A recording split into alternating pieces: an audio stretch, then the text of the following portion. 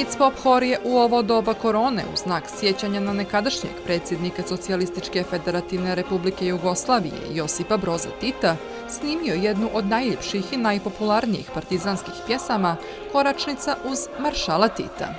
O tome kako je proteklo snimanje i kakvi su bili komentari jugonostalgičara, razgovarali smo sa menadžerkom hora Snežanom Burzan, koja potpisuje ideju i realizaciju ovog muzičkog spota. Hor baštini antifašističku tradiciju. Znate da smo održali više od 20 koncerata na temu Bez dileme antifašizam širom Crne Gore i regiona.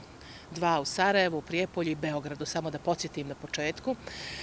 Pjevali smo ovu koračnicu isto toliko puta na svim tim scenama i trgovima.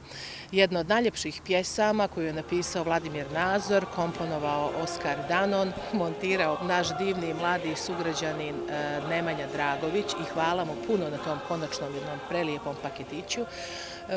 Izaziva pažnju za samo nekih 8 sati, skoro 2000 pregleda, a jutro sam pogledala prije ovog snimanja više od 4000 pregleda. Vjerujem da će se još dugo slušati ova lijepa pjesma u našem ili nečijem drugom izvođenju, naravno.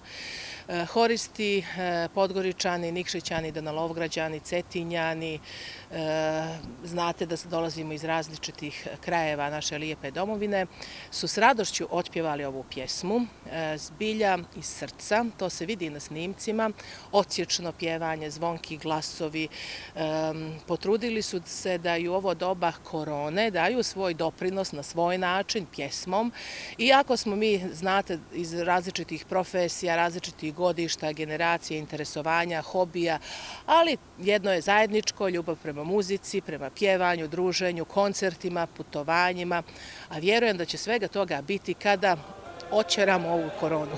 Kids Pop Hor je za 3 godine postojanja imao preko 20 nastupa partizanskog i antifašističkog repertoara iz projekta Bez dileme antifašizam, kako u našoj zemlji, tako i u regionu. Snežana nam je kazala i da li su koncerti ispunili njena očekivanja, kao i to kako je publika reagovala na ove pjesme, posebno jer govore o periodu koji mnogi ne pamte. U mnogim porodicama širom Jugoslavije priča se o tom periodu. Ne samo o Titu i ostalim herojima narodno-slobodilačke borbe 1941-1945. Priča se prosto o vrijednostima, a ja sam sigurna da te vrijednosti treba da dijelimo i u 21. vijeku. To su ljubav prema čovjeku, prema sebi, prema čovjeku, prema zajednici, solidarnost, humanost, jednakost, ravnopravnost. Divne kategorije vrijednosne kojih zbilja treba svi da se, ne možemo reći pridržavamo, ali prosto da ih njegujemo, baštinimo, čuvamo i vaspitavamo našu djecu o tome i na taj način. Vjerujem da su naši preci na lijep način, pjesmom,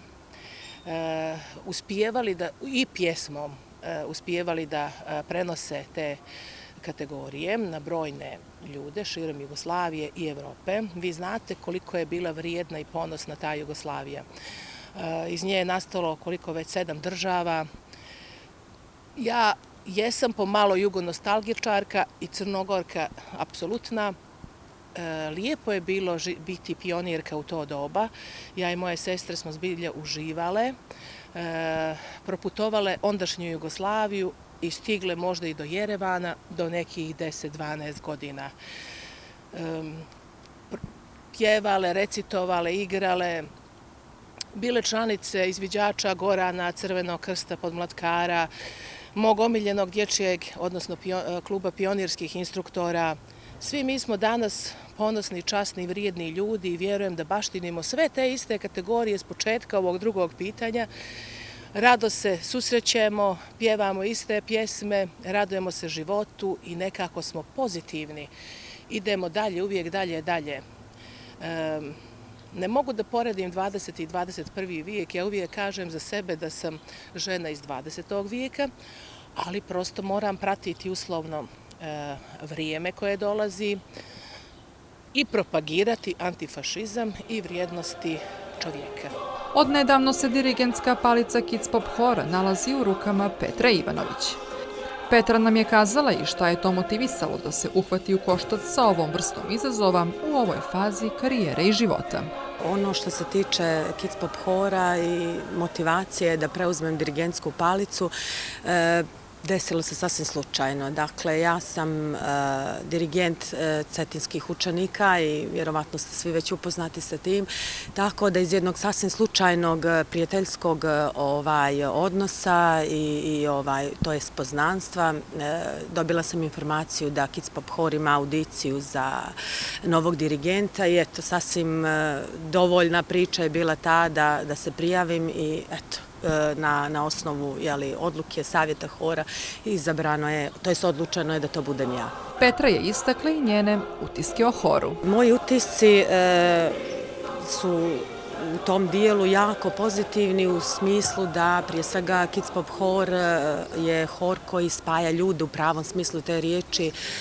Kada govorimo o samoj činjenici da tu bukvalno uživaju ljudi raznih generacija, raznih profila i prosto kroz samu tu činjenicu moram reći da tu bukvalno funkcioniše jedna multikulturalna ekipa i što mi naravno pričinjava jako veliko zadovoljstvo raditi sa istima i naravno sva ta njihova iskustva životna i profesionalna usvajati naravno kad je ta vizija priče u pitanju.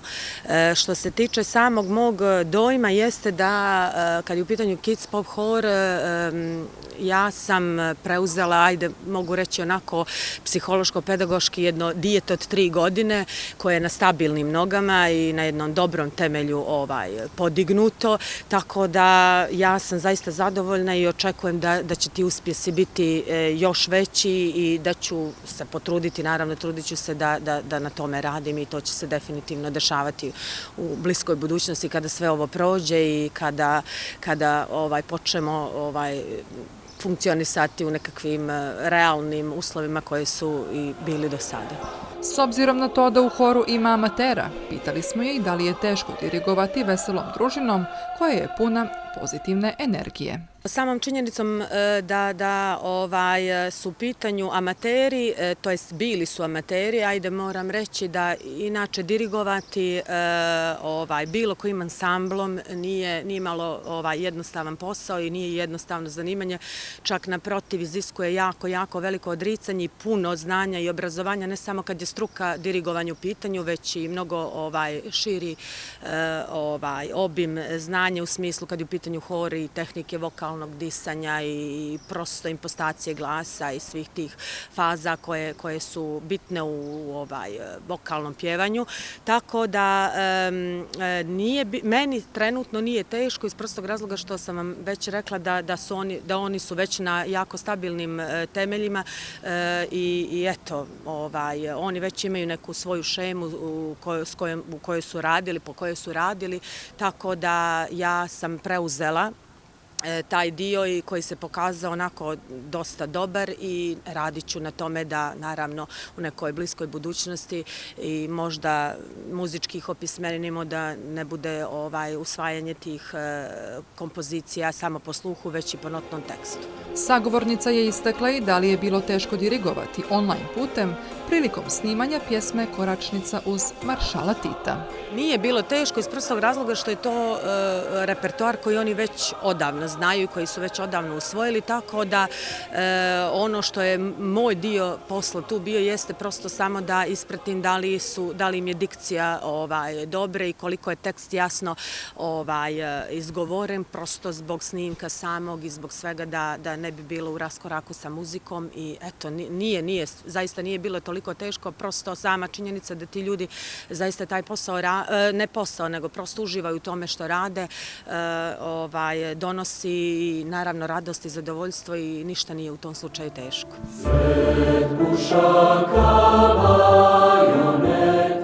Hor je 29. novembra 2018. godine objavio svoj prvi muzički spot Bilećanka, a u decembru prošle godine je povodom 75 godina od oslobođenja Crne Gore drugi muzički spot za jednu od najljepših crnogorskih partizanskih pjesama Teče Tara.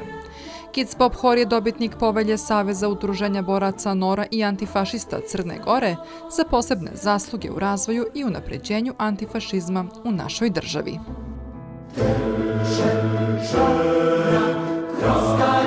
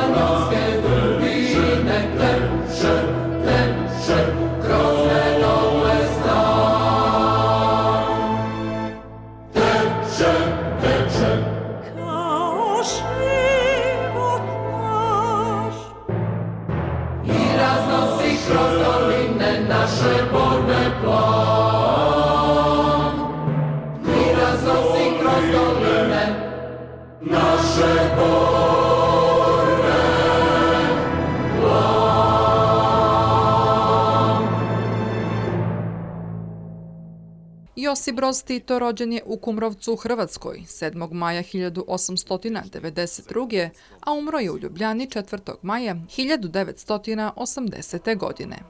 Bio je jugoslovenski komunistički revolucionar i državnik koji je obavljao razne državničke funkcije od 1943. do svoje smrti 1980. godine. Tokom Drugog svjetskog rata bio je vođa jugoslovenskih partizana, koji se često smatraju najefikasnijim pokretom otpora u okupiranoj Evropi. Za vrijeme svoje političke karijere bio je izuzetno popularna ličnost kako u zemlji, tako i u inostranstvu. Kao oličenje jedinstva, njegova unutrašnja politika se ogledala zalaganjem za miroljubivu koegzistenciju svih naroda u Jugoslovenskoj federaciji.